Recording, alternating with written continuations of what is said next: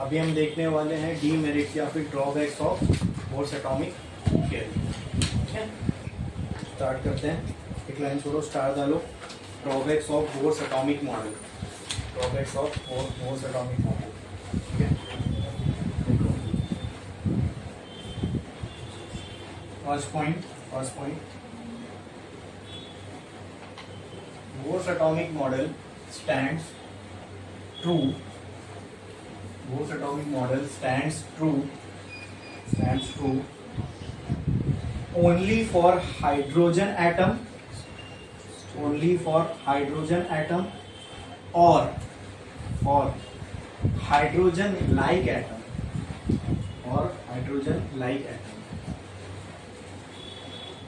means bracket में लिखो single electron atom, bracket में लिखो single electron atom.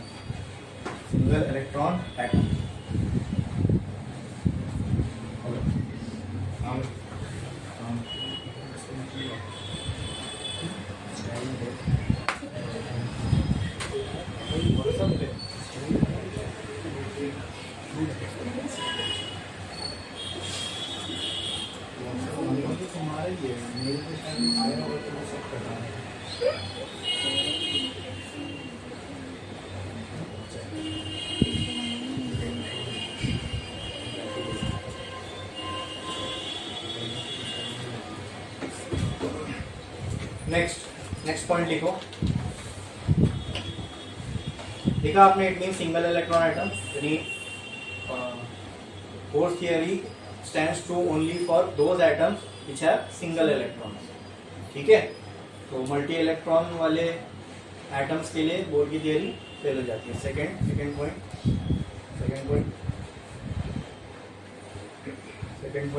It does not take into account the wave nature of electron. ये तो establish हो चुका था कि इलेक्ट्रॉन के पास वेव नेचर भी है, और हमने जो कुछ किया, जो पूरी थियरी समझी, वो इलेक्ट्रॉन को क्या समझ के समझी।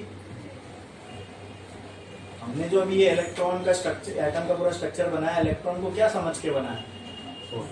हाँ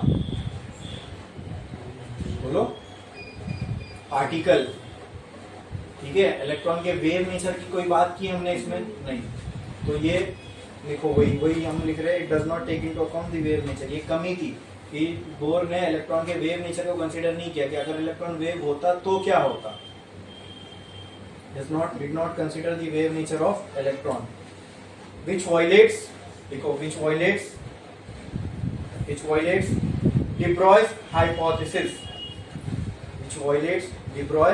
hypothesis,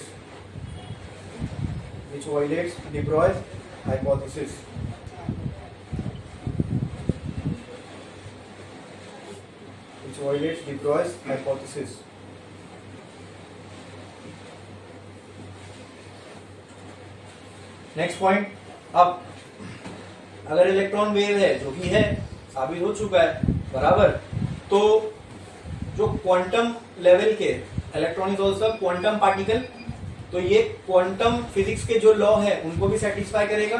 ऐसा ही एक लॉ था, ऐसा ही एक प्रिंसिपल था क्वांटम मैकेनिक्स का या क्वांटम फिजिक्स का, जो हाइजेनबर्ग ने दिया था। इसको बोलते हैं हाइजेनबर्ग्स अनसर्टेनिटी प्रिंसिपल। ठीक है, विच stands true for particles at quantum level. An electron is also a quantum particle. It is also smallest unit of charge, right? But Bohr did not take into account the wave nature. ठीक है, तो जो quantum phenomena से या quantum principal के related quantum principal जो है, वो बोर थियरी को सेटिस्फाई नहीं कर सकते। यानी बोर थियरी फिर क्वांटम लेवल पे जाके क्या हो जाएगी? फेल हो जाएगी। और वही हुआ भी, क्वांटम लेवल पे हम इलेक्ट्रॉन को पार्टिकल मानते ही नहीं है। ठीक है, उसके होने पार्टिकल होता तो वो एक जगह पे उसकी मतलब वेलोसिटी और मोमेंटम निकाल सकते, उसके होने की एक जगह को तय बता पाते, ये हम बता ही नहीं सकते। ठीक है, तो ये जो है हाइजेनबर्ग अनसर्टेनिटी प्रिंसिपल को भी वायलेट करता है। लिखो, it violates Heisenberg's uncertainty principle. It violates Heisenberg's uncertainty principle.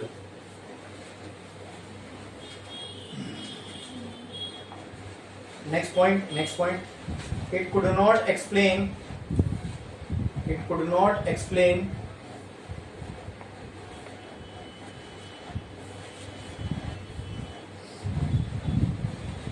it could not explain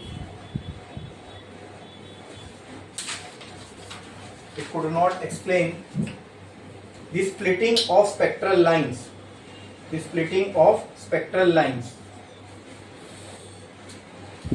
in electric field and magnetic field, in electric field and magnetic field. ये आपने केमिस्ट्री में पढ़ा होगा, जीमन इफेक्ट पढ़ा है, स्टार्क इफेक्ट, जीमन इफेक्ट पढ़ा है, तो पढ़ोगे। ये स्पेक्ट्रल लाइंस की स्प्लिटिंग को इलेक्ट्रिक फील्ड में स्टार्क इफेक्ट बोलते हैं और मैग्नेटिक फील्ड में जीमन इफेक्ट। ठीक है, तो ये दो चीज को भी बोर एटॉमिक थ्योरी एक्सप्लेन नहीं कर पाए। और आगे हम देखेंगे भी कि डिब्रॉय की बात से भी, डिब्रॉय अगर डिब्रॉय की थ्योरी को कंसीडर किया जाए, मतलब उसमें इलेक्ट्रॉन को क्या माना जाएगा? बोर की थ्योरी में हमने इलेक्ट्रॉन को क्या माना?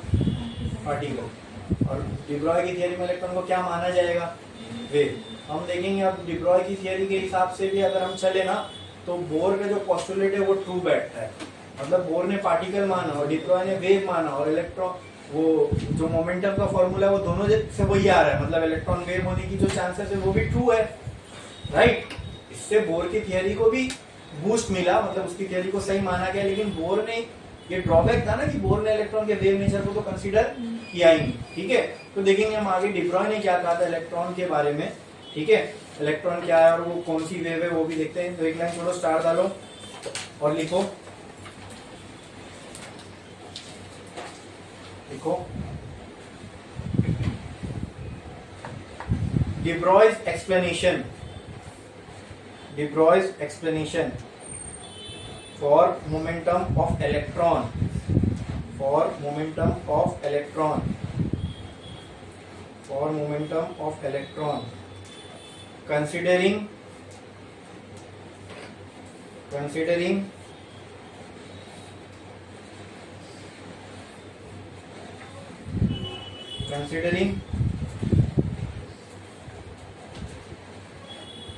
electron to be a wave,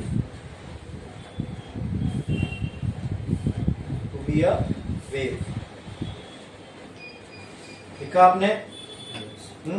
अब अभी हम लोग देखने वाले हैं कि डिब्रॉय ने क्या कहा for Bohr's theory by considering his theory of electron to be a wave. ठीक है, डिब्रॉय के हिसाब से पार्टिकल के पास भी कौन सा नेचर हो सकता है? बोलो, वेव नेचर हो सकता है। तो इलेक्ट्रॉन को हम क्या मानते हुए आए थे? बाद में वो क्या निकला? वो हमने कौन से एक्सपेरिमेंट से कंक्लूड किया था? भूल गए?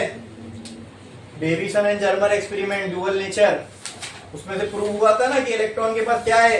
वेव नेचर है। मतलब इलेक्ट्रॉन क्या हो सकता है? वेव भी हो सकता है। ठीक है, बट बोर ने अपनी एटॉमिक थ्योरी में वो वेव नेचर को कंसीडर नहीं किया। डिब्रॉय ने कहा इलेक्ट्रॉन एक वेव है एंड इट, वेव के भी कई टाइप्स होते हैं, उनमें से electron is like a standing wave. ऐसा है? और डिब्रॉय के हिसाब से फर्स्ट शेल जो है, फर्स्ट शेल में जो इलेक्ट्रॉन होगा, देखो बोर के हिसाब से अब एटम की शक्ल क्या है, अब बोर के हिसाब से हम बनाते हैं। न्यूक्लियस होगा, न्यूक्लियस की कुछ दूरी पर एक शेल होगा फिक्स्ड, उससे कुछ दूरी बाद सेकेंड शेल होगा फिक्स्ड, थर्ड शेल होगा फिक्स्ड, बराबर। ये बोर एटॉमिक मॉडल है, इसको उसने दिया K, इसको L, इसको M, इसको हम शेल नंबर 1 बोल सकते हैं, शेल नंबर 2, ये शेल नंबर 3। ठीक है, इसकी एनर्जी होगी E1, इसकी एनर्जी E2, इसकी एनर्जी E3। ये अब अकॉर्डिंग टू बोर है। अब हम अकॉर्डिंग टू डिब्रॉय देखने वाले हैं। डिब्रॉय के हिसाब से अगर ये न्यूक्लियस है, ठीक है, अच्छा, क्या यहाँ पे इलेक्ट्रॉन होगा और वो इलेक्ट्रॉन से गोल गोल चक्कर काटेगा? ये पार्टिकल नेचर वाली चीज करती है। ठीक है, हाँ, लेकिन इलेक्ट्रॉन तो चक्कर काट रहा है। ये शेल ऐसे रियल में बने हुए हैं क्या एटम के आसपास? नहीं, ये तो हम इमेजिनरी लाइंस बना रहे हैं इलेक्ट्रॉन का जो सर्कुलर पाथ है उसको ट्रेस करने के लिए, राइट? राइट। डिब्रॉय बोलता है इलेक्ट्रॉन ये ऐसा है ही नहीं, ये जो दिख रहा है ना, ये बोला ये है ही नहीं है इलेक्ट्रॉन ऐसा। इलेक्ट्रॉन क्या है? एक स्टैंडिंग वेव है। क्या है? और स्टैंडिंग वेव जैसे कि स्ट्रिंग्स के अंदर होती है वैसी वाली standing wave. String, open ended pipe, इसलिए मैंने कहा था ना वो चैप्टर भी इंपॉर्टेंट है, आगे चल के हम देखने वाले हैं कि इलेक्ट्रॉन खुद एक वेव है और कैसी वेव है, स्टैंडिंग है, इसलिए स्टैंडिंग वेव का टॉपिक इंपॉर्टेंट है। ठीक है, तो हमने देखा था जब एक strings in standing wave in string हमने देखा था, तो हमने क्या है यहां से यहां तक में एक स्ट्रिंग कनेक्ट की थी, उसको जैसे हमने डिस्टर्ब किए तो यहाँ बीच में स्टैंडिंग वेव बनने लगी, कुछ ऐसी थी स्टैंडिंग वेव, ये ऐसी, इसको बोलते स्टैंडिंग वेव। अरे बोलो क्लियर है? हाँ ना, ओके। ये फर्स्ट शेल है, इसके रेडियस को मैं R1 बोल सकता हूं। ये सेकंड शेल है, इसके रेडियस को मैं R2 बोल सकता हूं। ये थर्ड शेल है, इसके रेडियस को मैं फर्स्ट शेल की बात करता हूं। फर्स्ट शेल का इलेक्ट्रॉन कैसा दिखेगा? मान लो ये फर्स्ट शेल है, अब मैं ये इलेक्ट्रॉन को इलेक्ट्रॉन ना मानते हुए वेव मानूं, ठीक है, ठीक है, वेव मानूं, तो वो वेव, इलेक्ट्रॉन अगर वेव है तो वो वेव पूरी किस रीजन में होगी? बोलो, अगर इस पूरी वेव को इस रीजन में रहना है, ठीक है, तो फर्स्ट शेल का इलेक्ट्रॉन है, ठीक है, तो उसकी जो वेव बनेगी वो कुछ इस तरीके से बनेगी। दिख रहा है आपको? दिख रहा है आपको? ठीक है, मतलब इसमें जो इंटरसेक्शन पॉइंट होगा वो एक होगा। दिख रहा है आपको? ये है वो इंटरसेक्शन पॉइंट एक। अरे बोलो क्लियर है? बोलो क्लियर है? एक्चुअली में ये रस्सी को ही मैंने जब डिस्टर्ब किया तो ये रस्सी ऐसी हो गई ना, आपको समझ में आ रहा है? ये जो रस्सी है, यानी ऐसा समझो, ऐसा, अब ऐसा समझो, ये जो रेडियस था R1, इसको मैंने ऐसा ओपन किया, यहां लाके रख दिया, ठीक है, अब इसको मैं डिस्टर्ब कर रहा हूं, ठीक है, तो अगर मैंने डिस्टर्ब किया तो पहले एक वेव ऐसी बनी, फिर एक वेव ऐसी बनी, है यही रस्सी, इसके वाइब्रेशन को हम ऐसा बना रहे, रस्सी बड़ी नहीं हो गई ऐसा ऐसा जाके, ठीक है, टाइम के साथ हम उसको वाइब्रेशन देख रहे तो हमको ऐसा दिख रहा है वाइब्रेशन, ठीक है, तो दो वेव का इंटरसेक्शन पॉइंट क्या हो रहा है? ये दो नोड बन रहे हैं, यहाँ पे नोड कितने बन रहे हैं? दो नोड बन रहे हैं, तो इंटरसेक्शन पॉइंट क्या होगा? 1। तो इससे आप समझ सकते हो ये R1 का है, मतलब फर्स्ट शेल का रेडियस है। अगर इंटरसेक्शन पॉइंट 1 बन रहा है तो वो कौन सा इलेक्ट्रॉन को इंडिकेट करेगा? फर्स्ट शेल के इलेक्ट्रॉन। किसको? फर्स्ट शेल के इलेक्ट्रॉन को। तो अगर मैं इसकी वेवलेंथ पूछूं कितनी है वेवलेंथ, तो आप बोलोगे लैम्डा इक्वल टू R1 है सर, ठीक है, लैम्डा इक्वल टू नहीं, R1 नहीं होगी। क्या इसको अगर मैं ऐसे स्ट्रेट कर दूं तो क्या ये R1 के बराबर होगा? सोचो, इसको अगर मैं स्ट्रेट कर दूं और अगर वेव के फॉर्म में बनाना चाहूं तो क्या ये R1 होगा? ये लेंथ कितनी होगी? ये लेंथ कितनी होगी? ये लेंथ कितनी होगी? ये सर्कल है, इसको मैंने ऐसा किया, ये जाके लगा दिया, तो ये लेंथ कितनी होगी? इस सर्कल के सरकमफ्रेंस के बराबर होगी, जो कि कितनी होती है? कितनी होती है? 2 पाई r। कितनी होती है? तो अगर मैं बोलूं लैम्डा 1 मतलब wavelength of electron in first shell, lambda 1 तो कितनी होगी? 2 पाई r1। बोलो बोलो। इसको आप ऐसे भी समझ सकते हो कि अगर इन वेवलेंथ को अगर हमने डिस्टर्ब किया तो ये क्या बनाएंगी? Standing waves. क्या बनाएगी? Standing waves. और वो स्टैंडिंग वेव में कितने लोब्स, इसको बोलते हैं लोब। ये लोब है, दिख रहा है, गोला, इसको बोलते हैं लोब। ये एक लोब, तो 2 लोब बनेंगे तो इंटरसेक्शन पॉइंट कितना होगा? 1। तो वहां से भी वो 1 से आप समझ सकते हो कि ये कौन सा होगा? Electron of first shell. Electron of second shell में मुझे आप बताओ, इलेक्ट्रॉन ऑफ सेकेंड शेल की वेवलेंथ कितनी होगी? लैम्डा 2। कितनी होगी बताओ? कितनी होगी? जैसे लैम्डा 1 2 पाई r1 है, लैम्डा 2 क्या हो जाएगा? 2 पाई r2। लैम्डा 3 कितना हो जाएगा? 2 पाई। लैम्डा 4 कितना हो जाएगा? तो अगर मैं पूछूं कोई भी शेल का इलेक्ट्रॉन, उसकी वेवलेंथ कितनी है, तो कितनी हो जाएगा? खत्म। बोलो क्लियर है? Lambda equal to 2 pi r n। ये किसके थियरी से आ रहा है हमें? ये जो हमें आ रही है किसकी थियरी को समझ के आ रहा है? किसकी थियरी से आ रहा है? डी ब्रॉय की। किसकी? फिर डी ब्रॉय की थियरी में हमने इलेक्ट्रॉन को क्या माना? वेव माना, तो उसकी वेवलेंथ होगी। वो वेवलेंथ किसके बराबर होगी? तो मान लो उसको उसी जिस शेल का इलेक्ट्रॉन है, उसी शेल को अगर मैं एक वेव के स्ट्रिंग के फॉर्म में कंसीडर करूं तो उसकी लेंथ कितनी हो जाएगी? उसकी लेंथ कितनी हो जाएगी? बोलो, उसकी लेंथ कितनी हो जाएगी? उस शेल के सरकमफ्रेंस के बराबर, विच इज 2 पाई r। बोलो क्लियर है? आपकी टेक्स्ट बुक में। अच्छा, अब इसको अगर मैं सर्कुलर फॉर्म में बनाऊं तो इलेक्ट्रॉन, देखो ये शेल ऐसा था, अब उसको मुझे वेव बनाना है, तो वेव में कितने लोब्स होने चाहिए? 2 लोब होने चाहिए, ठीक है। तो इसको मैं कुछ ऐसा करता हूँ, ये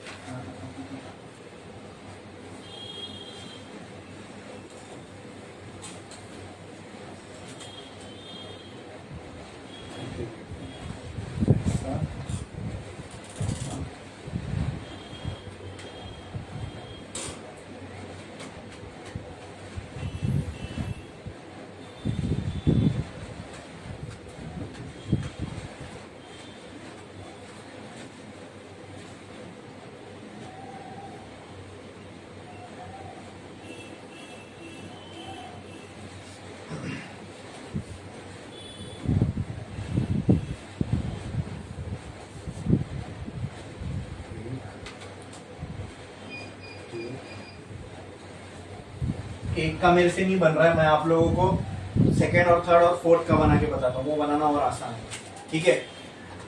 अगर सेकेंड वाले शेल के इलेक्ट्रॉन की मैं बात करूं तो उसकी जो वेवलेंथ होगी वो कितनी हो जाएगी? 2 पाई r2। कितनी? 2 पाई r2, ठीक है। तो उसमें लोब कितने होंगे? अच्छा, उसमें इंटरसेक्शन पॉइंट कितने होंगे सेकेंड वाले के लिए? कितने? 2। इंटरसेक्शन पॉइंट 2 होना, इंटरसेक्शन पॉइंट 2 होना, ठीक है। या एक इंटरसेक्शन पॉइंट है तो 2 लोब बने, 2 इंटरसेक्शन पॉइंट होंगे तो कितने लोब बनेंगे? 4 बनेंगे। कितने बनेंगे? 3। और 3 इंटरसेक्शन पॉइंट होंगे तो 4 इंटरसेक्शन पॉइंट होंगे तो 5 नहीं, 4 इंटरसेक्शन। या तो इसको हम लोब के शक्ल में समझते हैं। यहाँ पे फर्स्ट शेल वाला जो इलेक्ट्रॉन है उसके अंदर कितने लोब बन रहे हैं? 2, ठीक है। तो सेकेंड वाले में कितने लोब बनेंगे? 4। थर्ड वाले में कितने लोब बनेंगे? 6। जो जितना भी शेल है उसका डबल नंबर ऑफ लोब्स रहेंगे। और फोर्थ शेल के जो इलेक्ट्रॉन है उसके लिए ऐसे स्टैंडिंग वेव के कितने लोब बनेंगे? 8। कितने? तो इसमें देखो कितने बने? 1 2 3 4 5 6। तो ये जो मैंने बनाया ये कौन से शेल वाले इलेक्ट्रॉन के लिए बनाया हूं? ये वाला, ये किसके लिए? n इक्वल टू 3 है। यहाँ पे इलेक्ट्रॉन ऐसा होगा? नहीं नहीं नहीं नहीं, ये बोर के हिसाब से ऐसा होगा, डिब्रॉय के हिसाब से थर्ड शेल का इलेक्ट्रॉन कैसा होगा? ये ऐसा होगा। बोलो क्लियर है? अरे बोलो क्लियर है? समझ में आया? हाँ। और आपकी टेक्स्ट बुक में जो बना है वो फोर्थ शेल का बना है। किसका बना है? फोर्थ शेल का। मतलब उसमें टोटल लोग कितने होंगे? 1 2 3 4 5 6 7। बना के देखता हूँ। 1 2 3 4 5 6 7, 7 ही बने, 8 होंगे टोटल। कितने होंगे? जैसे मैंने n इक्वल टू किसके लिए बनाया? 3 के लिए। अच्छा, ये सब छोड़ दो, ये लोग कितने होंगे क्या होंगे वो तो सब बनाने के तरीके हैं। मैं आपको ये बताता हूँ, आपको ये समझ में आया कि according to de Broglie wavelength of that electron will be how much, ठीक है। ये हमने फर्स्ट शेल का पकड़ो, फर्स्ट शेल का इलेक्ट्रॉन है, उस शेल का रेडियस ये है, इस रेडियस को हमने अब ये इलेक्ट्रॉन नहीं, इलेक्ट्रॉन की बजाय ये क्या है? वेव है। तो ये वो इलेक्ट्रॉन अगर वेव है तो वो वेव पूरे इस रीजन में हो सकती है, ठीक है। तो इस रीजन की वेवलेंथ कितनी होगी? तो इसको वो वेवलेंथ निकालने के लिए मैंने क्या किया? इस शेल को निकाला और ऐसे स्ट्रेट कर दिया। तो स्ट्रेट करने के बाद वेवलेंथ कितनी आएगी? वेवलेंथ इसको स्ट्रेट करने के बराबर होगी। तो वो कितना होगा? Circumference of this circle. तो फर्स्ट शेल का जो इलेक्ट्रॉन है उसकी वेवलेंथ कितनी होगी? 2 पाई r1। तो सेकंड शेल के इलेक्ट्रॉन की वेवलेंथ 2 पाई r2। थर्ड की, तो अगर यदि n शेल के इलेक्ट्रॉन का अगर मुझे वेवलेंथ निकालना है तो वो कितना होगा? 2 पाई rn। कितना होगा? तो यहां से मुझे लैम्डा का फॉर्मूला मिल गया, lambda n is equals to 2 pi rn। This is the wavelength of electron of any shell. ये क्या है? लैम्डा n क्या है? वेव। तो लिखो पहले, ये लिखो लिखो लिखो। अकॉर्डिंग टू डिब्रॉय, नेक्स्ट उसी थियरी में लिखो। According to de Broglie, according to डिब्रॉय, डिब्रॉय की स्पेलिंग आती है ना, DROGLIE। लिखने में उसको ब्रोगली लिखते हैं, तो बोलते हैं ब्रॉय है। According to de Broglie, according to de Broglie, the electron is a wave, electron is a wave. ऐसा लिखो, electron is a standing wave, electron is a standing wave, is a standing wave with its wavelength equal to with its wavelength lambda, with its wavelength lambda n, ऐसा लिखो lambda n equal to 2 pi rn, equal to 2 pi rn. और इसी नीचे लिखो where lambda n equal to, where lambda n equal to wavelength of electron of any shell,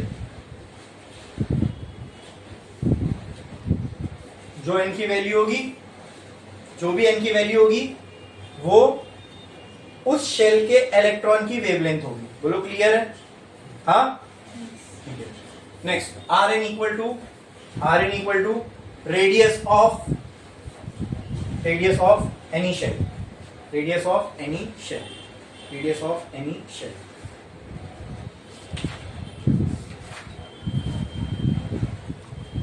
लिखा आपने ये?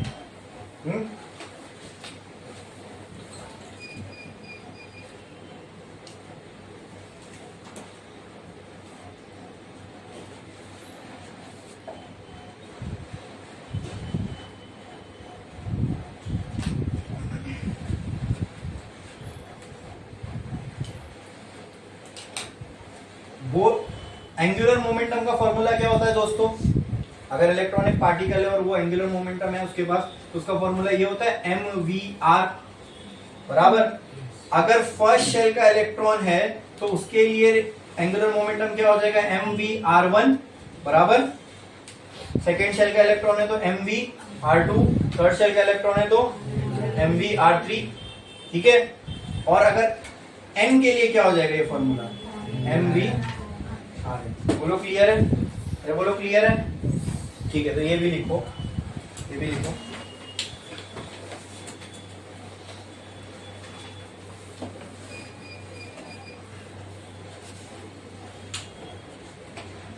और आप मुझे ये बताओ mv किसके बराबर होता है? mv किसके बराबर होता है? p के. तो यहाँ क्या मैं p पुट कर सकता हूँ क्या? v भी सबकी अलग अलग होगी, तो यहाँ मैं p1 v1 या pn पुट कर सकता हूँ. ठीक है, तो आप मुझे बताओ कि pln किसके बराबर आ जाएगा? pn इंटू rn के. ठीक है. और बोर्स पोस्टुलेट के हिसाब से, सॉरी डिब्रॉयस के हिसाब से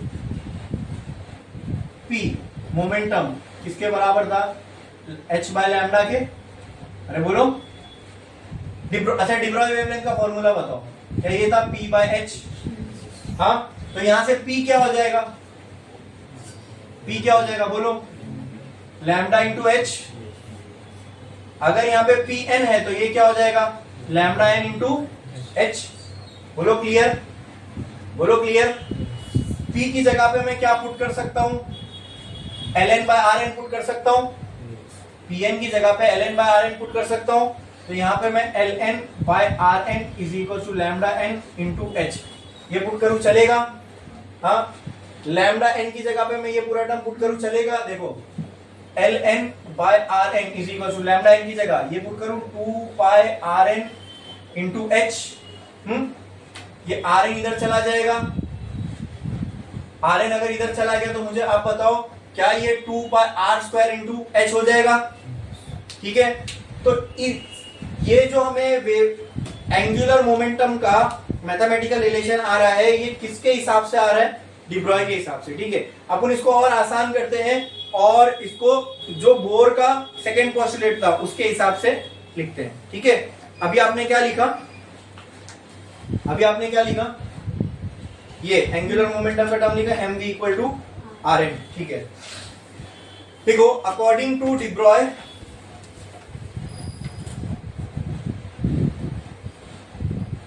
the wavelength of a matter particle, according to De Broglie,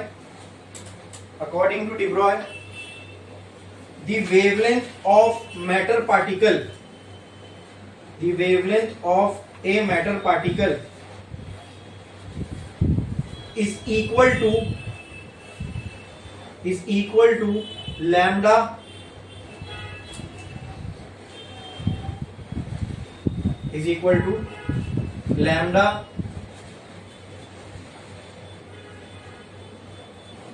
equal to P by H, lambda equal to P by H.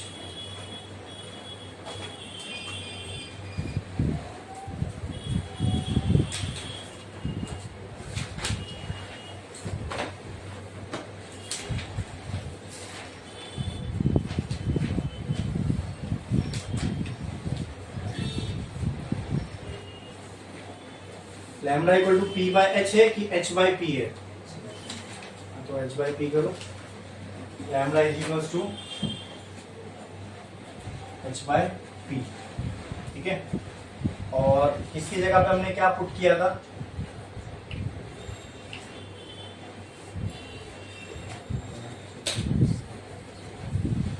इसको मैं वी एन लिख सकता हूं, अरे बोलो। अगर L2 होगा ये, तो यहाँ का वेलोसिटी भी तो अलग होगी, ये V1 R1, ये V2 R2। तो क्या मैं Ln को Vn Rn लिख सकता हूँ? तो इसको Vn भी कर दो, Vn भी कर दो यहाँ पे। और आप मुझे बताओ, आप मुझे ये बताओ, P किसके बराबर होता है? mv के। हाँ, तो क्या मैं इसको ऐसा लिख सकता हूँ, Ln is equal to Pn into Rn, लिख सकता हूं? हाँ कि ना?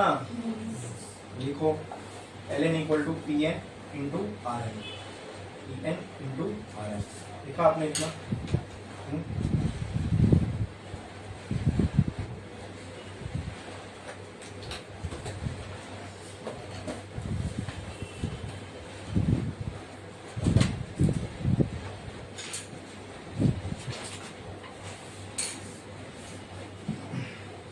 और मेरे को ये बताओ, ये वाले रिलेशन के हिसाब से लैम्डा एन किसके बराबर आया? 2 पाई आर एन के। तो आर एन किसके बराबर होगा? क्या मैं इसको ऐसा लिख सकता हूँ, लैम्डा एन बाय 2 पाई इक्वल टू आर एन? बोलो। हाँ, तो can I write this as L N is equal to P N into lambda N by 2 pi. इसको ऐसा चलेगा? इसमें कोई डाउट है किसी को? हाँ, कोई डाउट है? समझे? पक्का? ठीक है, देखो यहां तक, देखो यहां तक।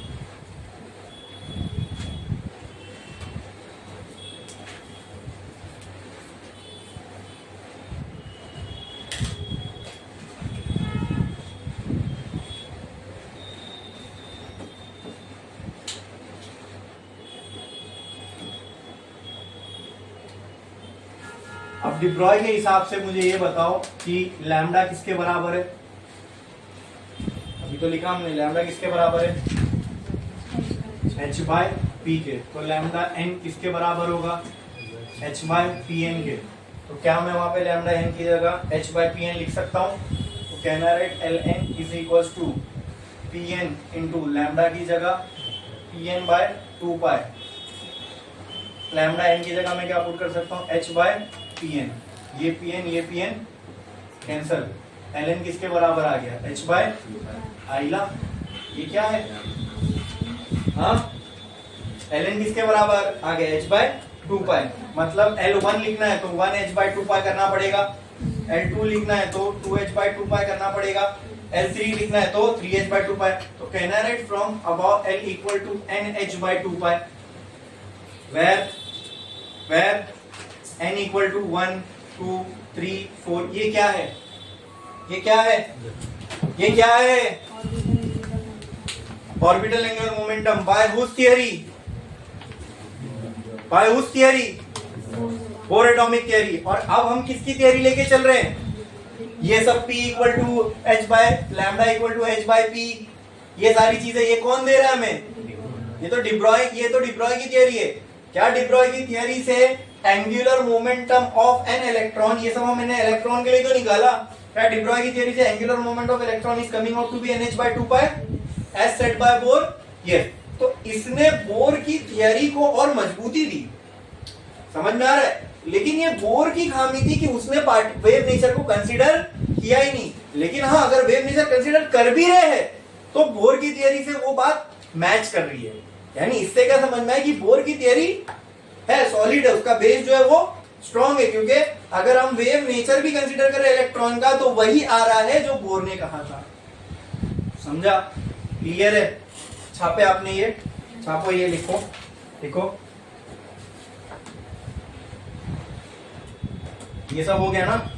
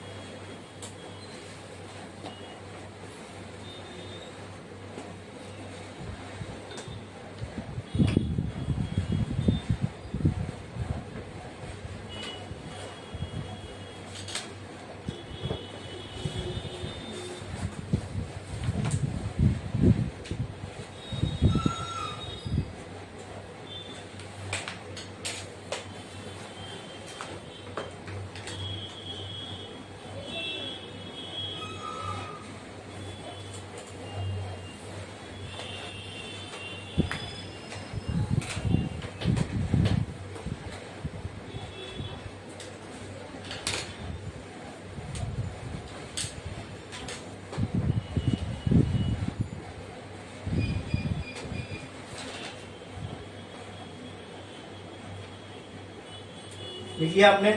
ठीक है, उसके नीचे कुछ 2-3 पॉइंट बोल रहा हूं, वो लिखो लिखो। From the above equation, from the above equation we can say that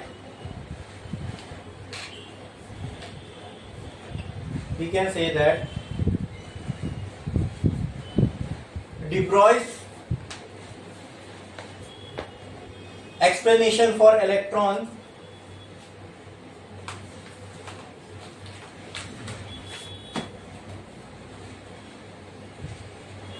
matches Bohr's second postulate,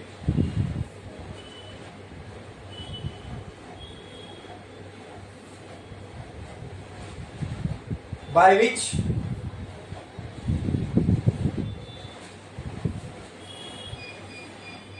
we can say that Bohr's atomic theory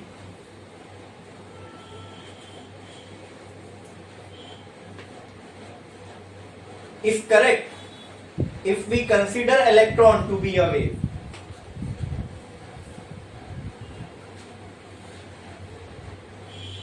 क्योंकि जो बात इलेक्ट्रॉन को वेव मान के आ रही है वही बात बोर ने पार्टिकल मान के कही इलेक्ट्रॉन को, ठीक है?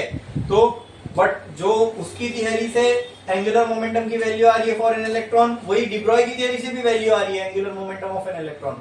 मतलब बोर ने भले ही इलेक्ट्रॉन का वेव नेचर कंसीडर नहीं किया, लेकिन उसकी थियरी तो सही है, क्योंकि वेव नेचर कंसीडर करने पे वैल्यूज वही आ रही है जो बोर ने कंसीडर की थी इलेक्ट्रॉन के लिए। समझ में आया? ठीक है, अच्छा। अब नेक्स्ट जो टॉपिक है हम देखने वाले हैं, यहाँ पर बोर की एटॉमिक थ्योरी हो गई पूरी कंप्लीट। समझ में आ गई ना बोर की एटॉमिक थ्योरी? तो दो बड़े चीज थी बोर की एटॉमिक थ्योरी में। एक तो इसने जो कमी थी रुदरफोर्ड एटॉमिक मॉडल की उसको पूरा किया। पहली कमी क्या थी? Rutherford model could not explain stability of atom. उस स्टेबिलिटी को एक्सप्लेन करने के लिए बोर ने क्या कर दिया? ये बोल दिया कि electron can exist only in certain fixed orbit, it can not exist anywhere in atom. ठीक है, तो बोर ने फिक्स शेल बना दिया around the nucleus for an atom. ठीक है, और उन्हीं फिक्स शेल में इलेक्ट्रॉन रह सकता है, ये बोर ने कहा। ये बहुत बड़ा ब्रेक थ्रू था और बहुत बड़ी बात थी, which came out to be true. बोलो क्लियर है? फिर Rutherford atomic theory could not explain the discrete emission and absorption spectrum which could be explained by Bohr's atomic theory। अभी हमने देखा ना थोड़े टाइम पहले, डिस्क्रीट एमिशन स्पेक्ट्रम भी हमने समझा, डिस्क्रीट अब्जॉर्प्शन स्पेक्ट्रम भी समझा, और दोनों को हमने बोर्स एटॉमिक थियरी को कंसीडर करके ही एक्सप्लेन कर पाए, जो हम रुदरफोर्ड थियरी से एक्सप्लेन नहीं कर पा रहे थे। ठीक है, ये दो मेजर चीजें थी जो बोर एटॉमिक थियरी ने रुदरफोर्ड एटॉमिक थियरी से हटाई। फिर हमने जो अभी यहाँ गोला वाला मॉडल देखा था वो देखा, बट उधर इसके कुछ ड्रॉबैक थे। सबसे बड़ा ड्रॉबैक क्या था कि बोर ने इलेक्ट्रॉन का वेव नेचर भी हो सकता है, ये हमने एस्टैब्लिश कर चुके पहले ही। ठीक है, और उस वक्त में भी एस्टैब्लिश हो चुका था जब बोर ने ये थियरी दी थी कि electron can also have wave nature. But bore ने जो अपनी एटॉमिक थियरी दी वो इलेक्ट्रॉन का कौन सा नेचर कंसीडर करके दी? पार्टिकल नेचर, उसने वेव नेचर को कंसीडर ही नहीं किया। तो क्वांटम लेवल पे जो फिनोमिना होते हैं, because electron is also quantum particle, it is a smallest unit of charge, it is a quantum, ठीक है। तो क्वांटम लेवल पे जो फिनोमिना होते हैं फिजिक्स के, ठीक है, इसको हम क्वांटम फिजिक्स या क्वांटम मैकेनिक्स बोलते हैं। तो क्वांटम मैकेनिक्स के लॉ को फिर बोर की थियरी सेटिस्फाई नहीं कर पाएगी। तो ऐसे ही क्वांटम मैकेनिक्स का एक प्रिंसिपल है जिसको हम हाइजेनबर्ग्स अनसर्टेनिटी प्रिंसिपल बोलते हैं। अगर सिर्फ पार्टिकल मान के इलेक्ट्रॉन को बोर ने थियरी दी तो it violates Heisenberg's uncertainty principal, ठीक है, ठीक है। फिर आई बात समझ में। और बाकी भी हमने देखा वो स्टार्क इफेक्ट, जीमन इफेक्ट, वो हमारे सिलेबस में नहीं है, ठीक है। केमिस्ट्री में आपको होगा तो वहां पे आपको समझ में आ जाएगा, क्लियर है। वो चीज भी बोर के एटॉमिक थ्योरी से एक्सप्लेन नहीं की जा सकती थी। हाँ, आगे फिर अभी हमने देखा भी डी ब्रॉय की थियरी से, हमने उसको सोच के भी देखा, इलेक्ट्रॉन को वेव मान के सोचा तो हमें वो आया जो बोर ने किया था। तो भले ही बोर ने इलेक्ट्रॉन को वेव नहीं माना, लेकिन बोर की थियरी सही थी इलेक्ट्रॉन को लेके। हम कैसे कह सकते हैं, क्योंकि जो एंगुलर मोमेंटम की वैल्यू बोर ने अपनी एटॉमिक थियरी में दी थी, इलेक्ट्रॉन को वेव मान के भी वही एंगुलर मोमेंटम की वैल्यू हमें आ रही है। De Broglie consider electron to be a wave, and which type of wave, कैसी वेव कंसीडर किया, डी ब्रॉय ने स्टैंडिंग वेव, बराबर। आपके टेक्स्ट बुक में जो डायग्राम बना है वो शेल नंबर 4 के लिए बना है इलेक्ट्रॉन का। मैंने आपको 1, 2, 3 सब के लिए कैसा होगा बता दिया। फर्स्ट के लिए 2 लोग, सेकंड के लिए 4 लोग, थर्ड के लिए 6 लोग, फोर्थ के लिए 8 लोग। समझ में आया, बोलो क्लियर है। हाँ हाँ, बराबर 8 लोग होंगे, 2, 4, अगर 8 लोग होंगे तो कैसा होगा, 1, 2, 3, 4, 5, 6, 7, 8, 1, 2, 3, 4, 5, 1, 2, 3, 4, 5, 6, 7, 8, 1, 2, 3, 4, 5, 6,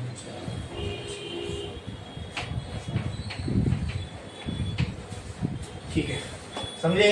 अब आगे चल के हम लोग एक नया टॉपिक देखने वाले जिसका नाम है स्पेक्ट्रल सीरीज। तो एक लाइन छोड़ो, स्टार डालो और लिखो स्पेक्ट्रल सीरीज, लिखो स्पेक्ट्रल सीरीज, स्पेक्ट्रल सीरीज।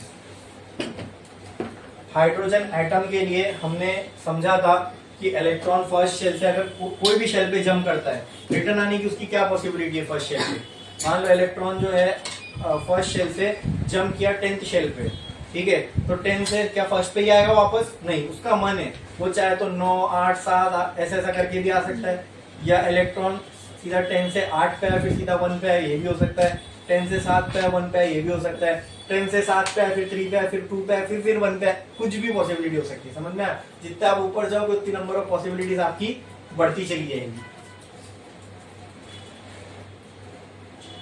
समझा। अरे बोलो।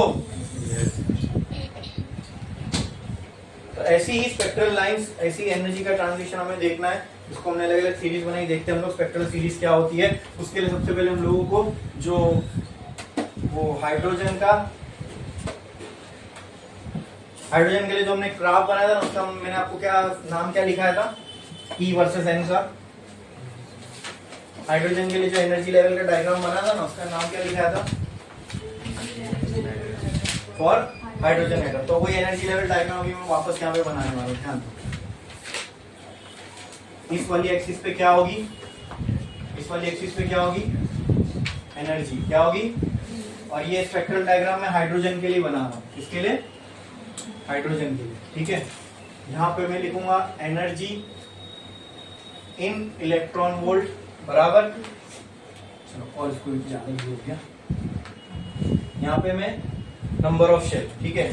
Let's say this is shell number 1 for hydrogen atom, ठीक है, ठीक है, shell number 1 for hydrogen atom. इसकी जो एनर्जी होगी मुझे बताओ कितनी होगी, E is equal to 13.6 electron volt, 13.6 electron volt.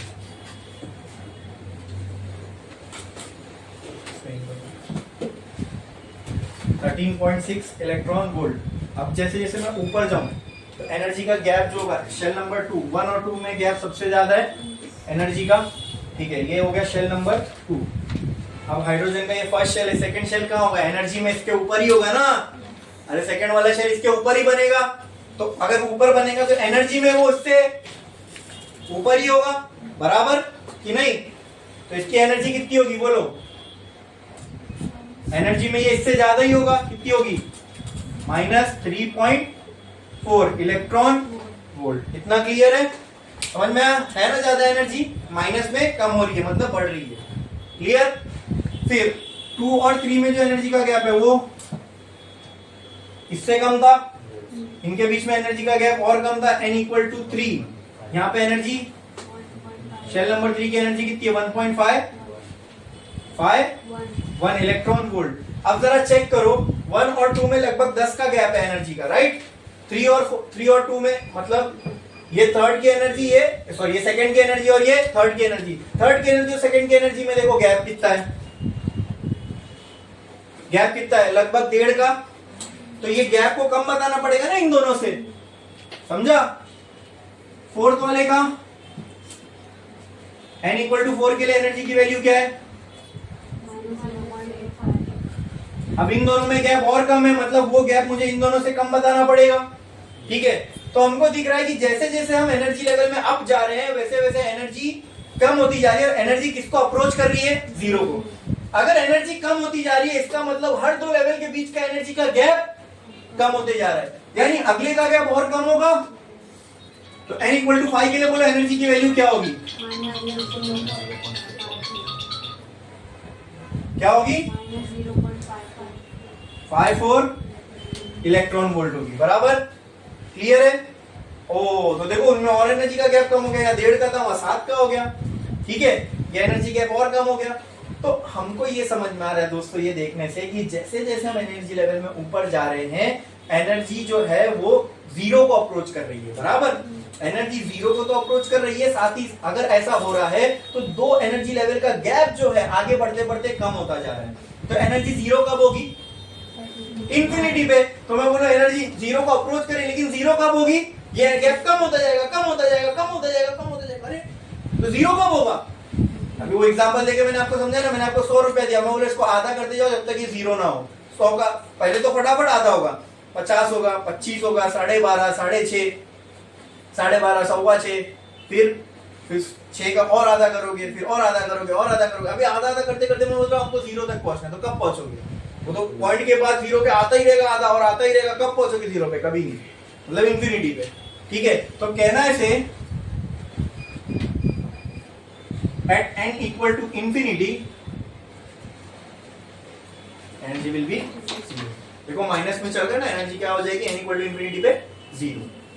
अब फॉर एग्जांपल, अब यहाँ पे तो और भी शेल होंगे ना, 6, 7, 8 और बना लेता हूँ। n इक्वल टू 6 की मैंने दिया हूँ वैल्यू, क्या होगी एनर्जी इसकी? ठीक है, फिर 7th वाले की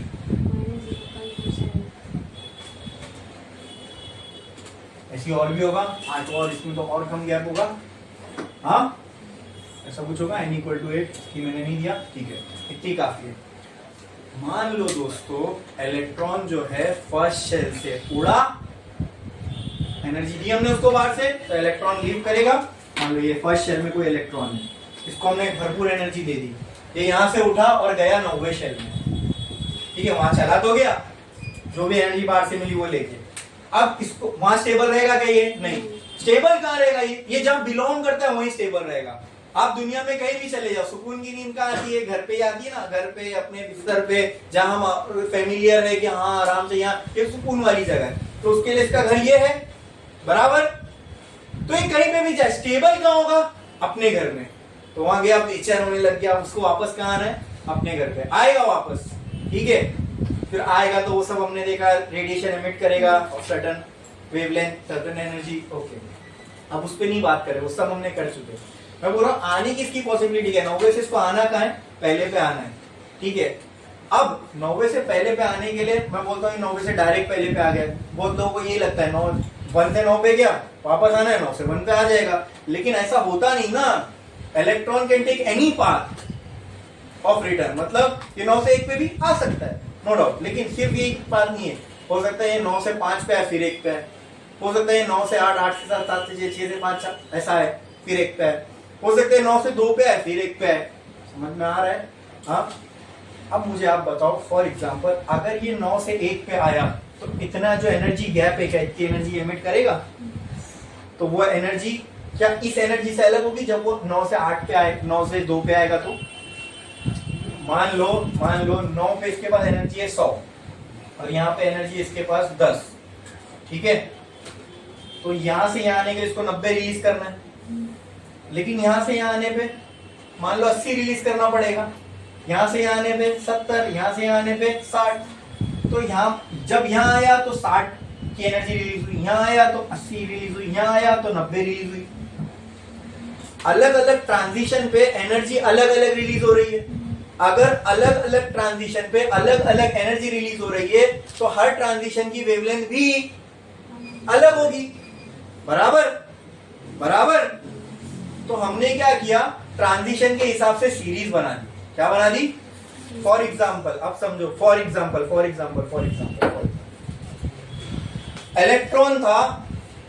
इलेक्ट्रॉन था फर्स्ट शेल में। कहा था? फर्स्ट शेल में, ठीक है। यहां से इलेक्ट्रॉन चला गया 7th शेल में। कहा चला गया? कहां पे चला गया? ये ना 7, कहां पे चला गया? 7th शेल में। तो इसकी पॉसिबिलिटी ये कहां आएगा? ये तो पक्के से मालूम है कहां आएगा। तो अगर मैं आपको बोलूं 1/λ is equal to R Z 1/n2 minus 1/, मुझे बताओ n2 क्या है? लिखा के दिया था, जहां से n1 क्या है? अगर मैं बोलूं इलेक्ट्रॉन फर्स्ट से निकला तो एक फिक्स हो गया वहां पे। क्या फिक्स हो गया? मतलब यही आएगा। फर्स्ट से निकला है तो कहां आएगा? 1 में। तो ये n1 तो यहां फिक्स हो गया। n1 क्या हो गया? फिक्स। बोलो क्लियर है की वैल्यू 1 होगी। n2 क्या है? जहां पे जाएगा, जहां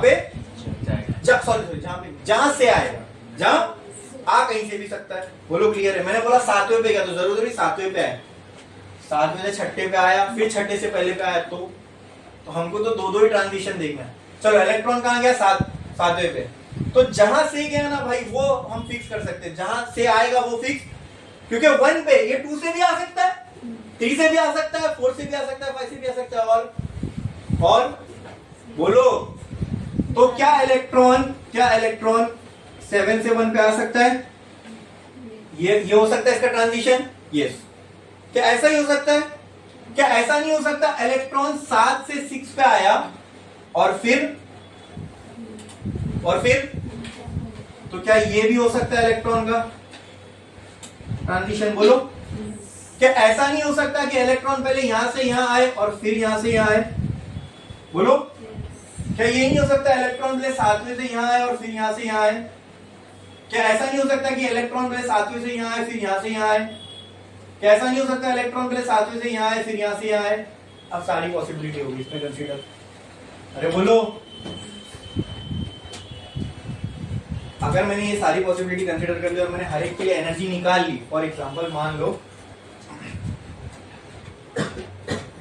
मैंने क्या किया, मैंने बोला इलेक्ट्रॉन लेट से 7वें में गया और 7वें से कहां आया?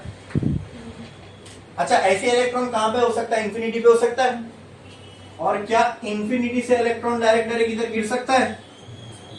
हाँ, ये वर्स्ट पॉसिबिलिटी हो गई, बराबर। और सबसे बेसिक पॉसिबिलिटी क्या हो गई?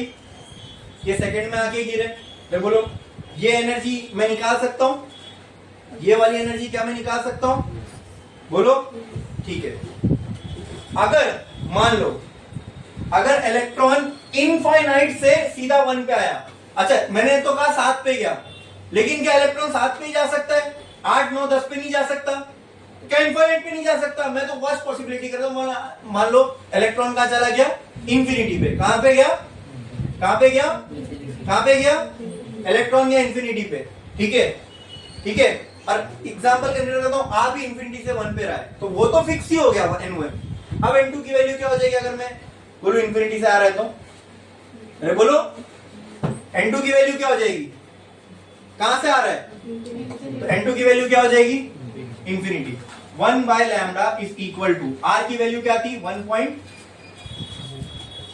बोलो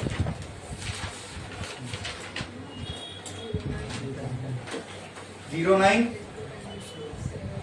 इंटू 10⁻⁷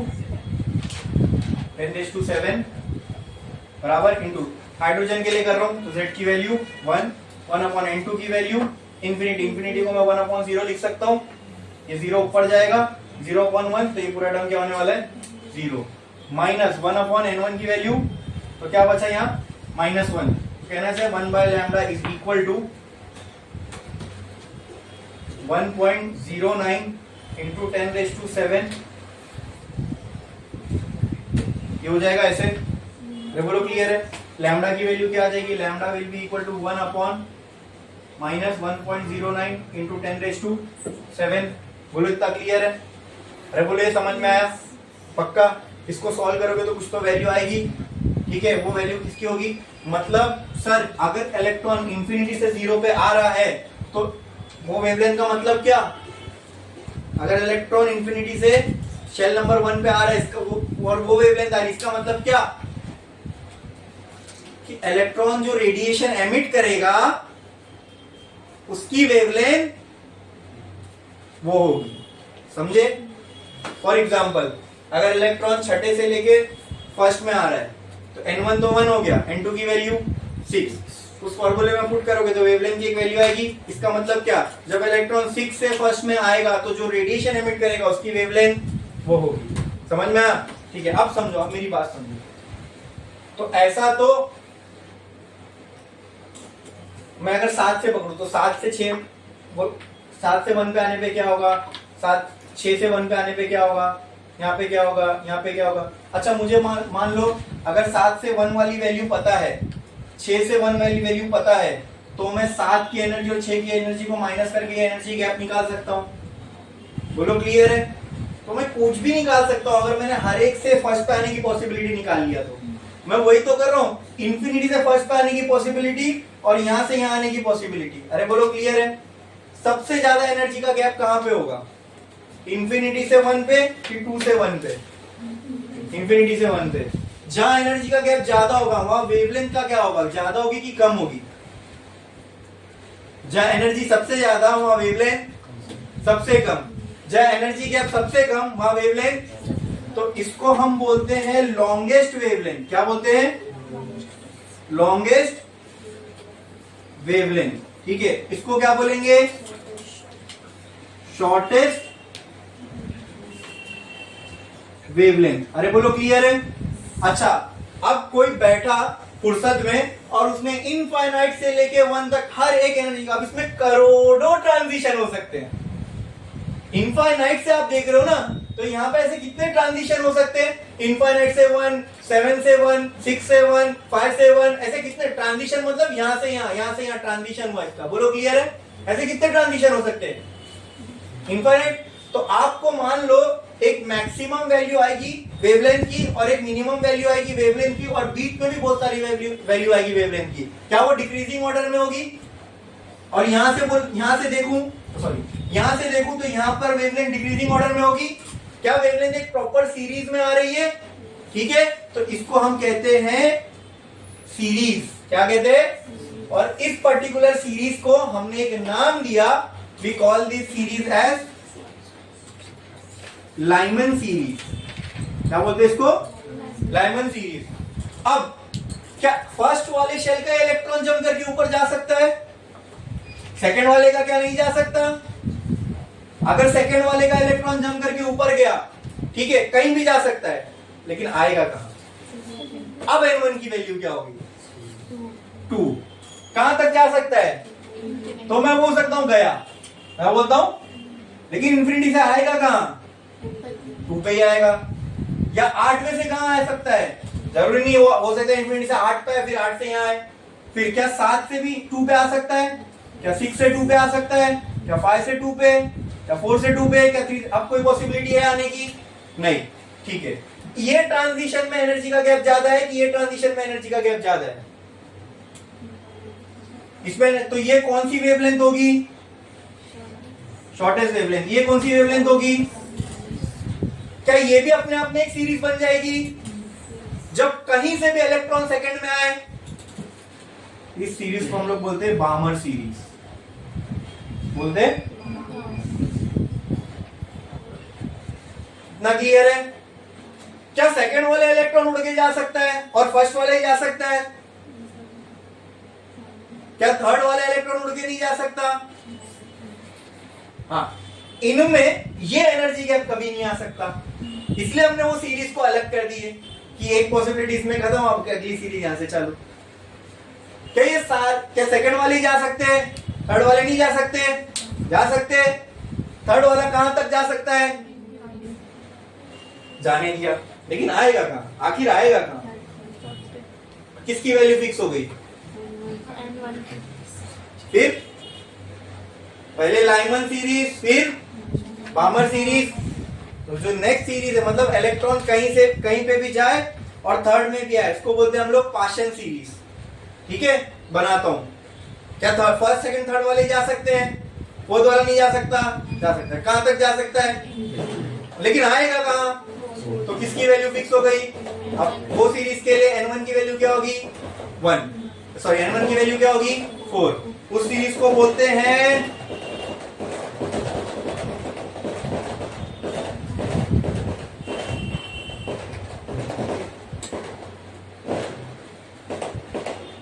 ब्रिकेट सीरीज। ठीक है, फिर फंड सीरीज, वो सारी। ठीक है, आप लोगों को जो क्वेश्चन आएंगे ना, मैक्सिमम पार्शियल सीरीज तक आएंगे, वो भी 1% है। 99% आपको जो चांसेस है आने के, वो इन दो सीरीज में से। तो यहाँ एक बात पक्की हो गई, for Lyman series N1 equal to, for Balmer series N1 equal to 2, ऐसा भी याद रख सकते। ठीक है, अब पार्शियल की बात करते हैं। कहां तक जा सकता है? इनफाइनाइट तक। इनफाइनाइट से कहां आ सकता है? थर्ड वाली साइड। क्या इसी हो सकता? यहां से यहां नहीं आ सकता, यहां से यहां नहीं आ सकता, यहां से यहां नहीं आ सकता, यहां से यहां से यहां। तो ये, अच्छा, ये इस सीरीज के लिए लॉन्गेस्ट वेवलेंथ है, इसको बोलते हैं longest wavelength of Lyman series, और इसको बोलेंगे शॉर्टेस्ट वेवलेंथ ऑफ, मतलब लाइमन सीरीज यहां से शुरू, यहां खत्म, इसके बाद सीधा अगली सीरीज चालू होगी। बोलो क्लियर है? लॉन्गेस्ट वेवलेंथ ऑफ, इसको मैं बोल सकता हूं Lyman series, shortest wavelength of Lyman series. ये longest wavelength of Balmer series, shortest wavelength of Balmer series. ये क्या हो जाएगी?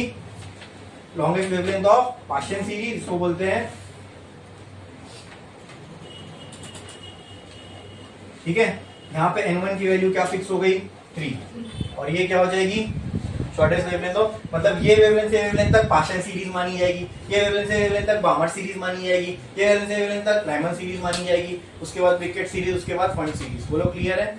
हाँ, अच्छा, यहाँ हमने देखा यहाँ से यहाँ बामर की जो लॉन्गेस्ट वेवलेंथ है वो लगभग आ रही है 8000, और जो शॉर्टेस्ट वेवलेंथ है वो आ रही है 4000। अरे 4000 से 8000 के बीच में जो सीरीज होती है, जो रीजन होता है, उसको हम क्या बोलते हैं? तो इसलिए बामर सीरीज में जो आता है इसको हम विजिबल रीजन बोलते हैं। बामर सीरीज में जो वेवलेंथ आती है इसको हम क्या बोलते हैं? Visible region. विजिबल से जस्ट पहले क्या होगा? विजिबल से जस्ट पहले क्या होगा? इसकी शॉर्टेस्ट वेवलेंथ। ठीक है, ऊपर से जब नीचे की तरफ आते हो आप, तो वेवलेंथ क्या होती है? बढ़ती है। ठीक है, बढ़ती है। और एनर्जी कम होती है, बराबर? वेवलेंथ बढ़ रही है, एनर्जी। अब आप पीछे की तरफ आ रहे हो, हाँ, ऊपर शॉर्टेस्ट वेवलेंथ होगी, जैसे जैसे आप आगे आओगे ये हो गई लॉन्गेस्ट वेवलेंथ, बराबर? इसके और आगे जाओगे, वेवलेंथ में और आगे जाओगे, वेवलेंथ में और आगे बढ़ गया, वेवलेंथ आपकी और ज्यादा हो गई, तो एनर्जी क्या हो जाएगी? कम हो जाएगी। अगर एनर्जी कम होगी, अगर जिसकी एनर्जी कम तो उसकी वेवलेंथ ज्यादा, जिसकी एनर्जी कम उसकी वेवलेंथ ज्यादा। एनर्जी कम वेवलेंथ, तो जिसकी एनर्जी ज्यादा, तो अगला क्या रहेगा? बोलो इंफ्रारेड। वेवलेंथ कम है, एनर्जी ज्यादा, और एनर्जी ज्यादा तो वेवलेंथ कम। सबसे कम, जैसे जैसे हम ऊपर से नीचे की तरफ आएंगे, वेवलेंथ क्या होती है? बढ़ती है। वॉयलेट की वेवलेंथ सबसे ज्यादा, सॉरी सबसे कम, रेड की वेवलेंथ उससे ज्यादा। वॉयलेट से पहले वालों की वेवलेंथ क्या होगी? वॉयलेट की कम है ना, नीचे की तरफ आओगे तो वेवलेंथ बढ़ेगी। वॉयलेट से पहले वालों की वेवलेंथ कम होगी, बराबर? यानी इसकी जो शॉर्टेस्ट वेवलेंथ है, ठीक है, इसकी जो वो इसकी लॉन्गेस्ट से कम ही होगी ना। अरे समझ में आ रहा है? ये जो लॉन्गेस्ट, इससे भी आप पहला देख रहे हो, ये शॉर्टेस्ट वेवलेंथ है। ठीक है, अच्छा, वॉयलेट से आप पहले जाओगे तो वेवलेंथ और कम होगी, वेवलेंथ कम मतलब एनर्जी ज्यादा, वेवलेंथ कम यानी एनर्जी ज्यादा। तो वॉयलेट से पहले एनर्जी ज्यादा मिल रही है मतलब अल्ट्रा वॉयलेट होगी, तो ये होती है, ये कौन सा रीजन है, अल्ट्रा वॉयलेट रीजन। कौन सा रीजन, रेड के बाद इंफ्रारेड, उसके बाद तो इसके अंदर आगे आगे चलोगे ना तो सारी लो इंफ्रारेड हाई इंफ्रारेड ऐसी होती है वो। उसके बाद इंफ्रारेड के बाद कौन सा आने वाला है, माइक्रोवेव रीजन, वो बहुत आगे होता है। ठीक है, ठीक है, ये डायग्राम बनाओ और आप क्या करो, इसके आगे अपने को और 3 बनाना है। तो इसके लिए मैं अभी मिटा नहीं रहा हूं, उसको मुझे मिटाना है। ये वाला पार्ट है ना और एक्सटेंड करके यहाँ कहीं पे बनाओ अपनी बुक्स में, ठीक है, क्योंकि इसके आगे ऐसे ही 3 और बनाने हैं हमको, तो वो हिसाब से। ठीक है, आप हॉरिजॉन्टल बनाओ वर्टिकल बनाओ मुझे कोई प्रॉब्लम नहीं है, लेकिन इसको एकदम कोने में बनाओ। आप ऐसे ही 3 और आपको यहाँ पे डालने उस हिसाब से। ठीक है, करो। हाँ बोलो बोलो।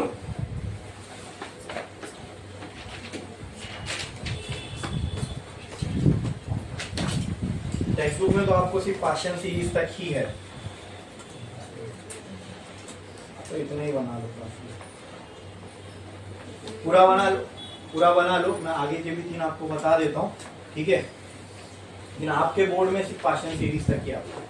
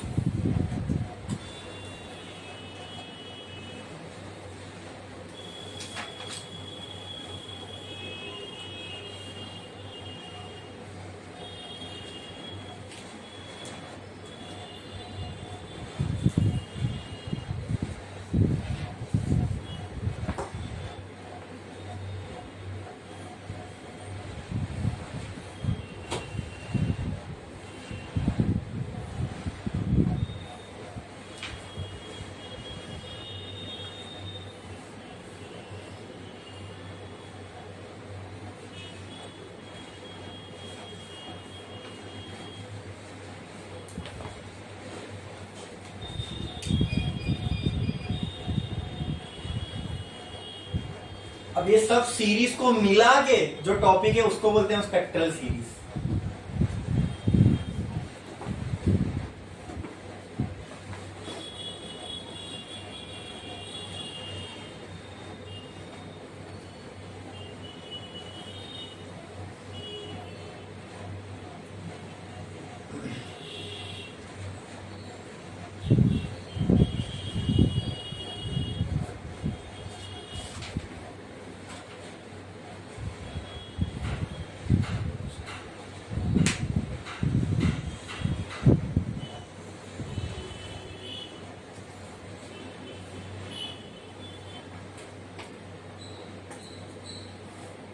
बनाओ बनाओ जल्दी बनाओ।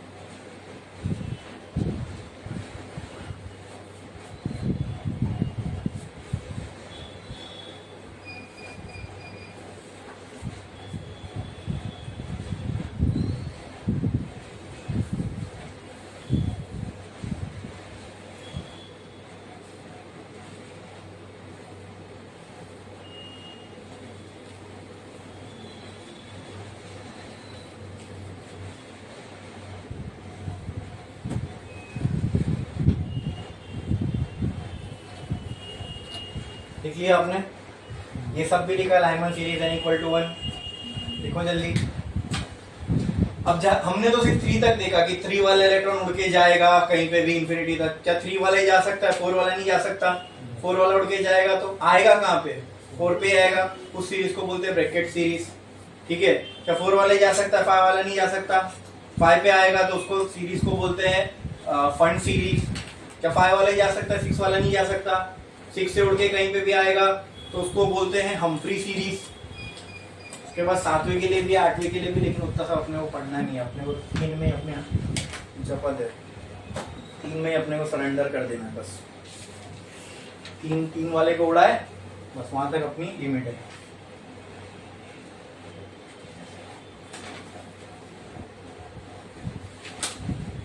देखिए वो सब एंट्रेंस वगैरह में रहेगा, बाकी की जो सीरीज है, फंड, ब्रैकेट, फंड, हम्फ्री, ठीक है ना? हाँ ठीक है। अब क्वेश्चन में, एग्जाम में इसका क्वेश्चन कुछ इस तरीके से आ सकता है, find the shortest wavelength of Lyman series. Shortest wavelength Lyman series की कैसे आएगी? तो आपको शॉर्टेस्ट वेवलेंथ बोला तो फॉर लाइमन सीरीज, ऐसे टाइप के क्वेश्चन आ गए तो आपको सिर्फ 2 वैल्यू चाहिए, n1 n2, खत्म। n1 n2 find the shortest wavelength of Lyman series बोल दिया तो एक वैल्यू फिक्स हो गई, किसकी बोलो? n1 की क्या हो जाएगी? 1, n2 की नहीं पता। अब क्वेश्चन सुनो मेरा ध्यान से, shortest wavelength of Lyman series, shortest wavelength of Lyman series, question सुनो, shortest wavelength of Lyman series, तो n2 की वैल्यू क्या हो जाएगी? इनफाइनाइट। n2 की वैल्यू इनफाइनाइट। फॉर्मूला है हमारे पास 1 by lambda equal to r into Z, Z है कि जेड स्क्वायर है? Z square, 1 upon n2 minus 1 upon n1, 1 by lambda equal to r की वैल्यू, अभी रहने दो r की वैल्यू, मैं एक शॉर्टकट बता देता हूँ उसका, ठीक है। जेड स्क्वायर, वो हाइड्रोजन है तो 1 का स्क्वायर, ठीक है। 1 अपॉन n2 कितना होगा? इंफिनिटी। n1 कितना होगा? 1, तो ये टर्म क्या हो जाएगा? अरे बोलो क्लियर है, बोलो क्लियर है, पक्का पक्का, ठीक है। एक चीज हमने यहाँ पे और कमी की है, वो मैं आपको बताता हूँ क्या है, ठीक है। आपको याद है बाहर मैंने यहाँ माइनस की साइन रखा था रिडबर्ग्स निकालते टाइम, ठीक है। तो यहाँ पे ये माइनस की साइन वो डाल दो आप वहां पर आर के बाजू में, ठीक है। 13.6 उसमें हमने माइनस की साइन, तो एनर्जी वाला फॉर्मूला था ना, हाँ। तो नेक्स्ट में जो हमने आर की वैल्यू पुट कर रखे हो आपने माइनस की साइन, हाँ हमने किए ना पुट वहां पे, कि नहीं किए? किए ना, हाँ। ये आर तो बोलो तो यार, फॉर्मूला लिखता हूँ तो माइनस साइन भी है, ठीक है। तो 1 बाय लैम्डा इक्वल टू यहाँ पे, ठीक है। तो भी ये 0 ही होने वाला है, वो भी 1 ही होने वाला है, तो कहना है माइनस आर 1 का स्क्वायर, और अंदर क्या बचेगा? -1, बराबर minus minus plus 1 by lambda will be equal to R को यहाँ पे तो 1 by R will be equal to lambda. R की कांस्टेंट वैल्यू है, लेकिन मैं उसको शॉर्टकट बता रहा हूँ आपको, 1 अपॉन आर डायरेक्ट आपको आ जाएगा 1। जब वो आर की वैल्यू आप यहाँ पुट करोगे ना मीटर्स में और फिर उसको एंगस्ट्रॉम में कन्वर्ट करोगे तो 912 एंगस्ट्रॉम आता है। कितना आता है? तो यहाँ लैम्डा की वैल्यू कितनी आ गई हमें? 900 क्या आ गई? एंगस्ट्रॉम। मतलब बाप रे बाप, आपने शॉर्टेस्ट वेवलेंथ निकाल ली है इसकी, लाइमन सीरीज की, किसकी? खत्म। ये मतलब इससे ज्यादा छोटी वेवलेंथ, अब इससे छोटी अगर आएगी तो वो लॉन्गेस्ट हो जाएगी, किसके लिए? हमारे लिए नहीं। चलो करके देखते हैं, चलो और करके देखते हैं, ठीक है। अब आपको बोला गया find the longest wavelength of Lyman series. अब क्या करोगे लॉन्गेस्ट वेवलेंथ निकालने के लिए? बताओ longest wavelength of Lyman series क्या कैसे निकालोगे? बताओ। एक वैल्यू फिक्स हो गई, किसकी? n1 की वैल्यू 1, n2 की वैल्यू 2, ठीक है। अब फॉर्मूला फिर से 1 by lambda equal to minus R Z square 1 upon n2 का स्क्वायर माइनस 1 अपॉन n1 का स्क्वायर, ठीक है। फोन निकालो कोई एक जन जो कैलकुलेशन कर सकता है फटाफट, एक ही जन निकालो।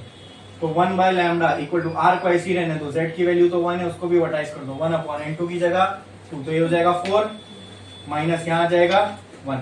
अरे बोलो क्लियर है? 1 अपॉन 1 ऐसी कुछ होगा ना, तो 1 अपॉन लैम्डा कितना आ जाएगा? माइनस आर 1 1 द 1 1 4 द 4, तो क्या आ जाएगा?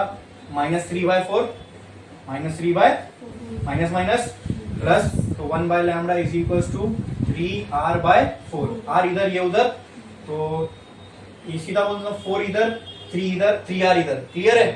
तो ये ऐसा हो जाएगा 4 by 3 into 1 by r equal to lambda. 1 by r की मैंने शॉर्टकट बता दिया 912। अब मल्टीप्लाई करो 3 बाय 4, 4 अपॉन 3 करो, 1.33 आएगा शायद इंटू 912,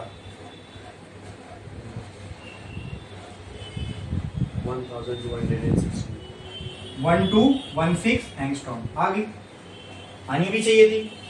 हाँ, लॉन्गेस्ट निकाल रहे हैं ना हम लोग, तो देख हमने क्या देखा, जब ट्रांजिशन सबसे छोटा होगा तब वेवलेंथ सबसे ज्यादा होगी, जब ट्रांजिशन सबसे बड़ा होगा तो वेवलेंथ सबसे कम होगी। तो वही तो किया हमने, शॉर्टेस्ट और लॉन्गेस्ट। अब मैं आपको बोलता हूँ find me the wavelength, find me the longest wavelength for Barmer series. तो जैसे ही सीरीज का क्वेश्चन आया क्या करोगे, दो चीज चाहिए n1 n2, ठीक है? बार्मर सीरीज है, एक की वैल्यू फिक्स हो गई, किसकी वैल्यू, n1 की वैल्यू, n1 की वैल्यू क्या हो जाएगी 2, तो चलो यहीं पुट कर देता हूं, n1 की वैल्यू क्या हो गई 2, ठीक है?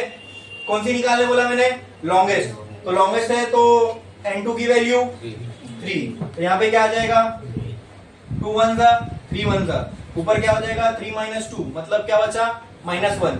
हाँ स्क्वायर है ना, अरे हाँ, ये हो जाएगा 4 और ये हो जाएगा 9, 4 1 जा 4, 9 1 जा 9 माइनस 4 -5 बाय नीचे क्या बचेगा 36, बराबर, अरे बराबर, -5 बाय माइनस माइनस प्लस, तो यहाँ क्या आ जाएगा r इंटू 5 बाय, तो क्या मैं इसको ऐसा लिख सकता हूँ 36 इधर 5r इधर, तो ये इधर क्या आ जाएगा 36, इधर क्या आ जाएगा 5 और ये r करो 36 बाय 5 7.2 कितनी 7.2 7 इंटू 912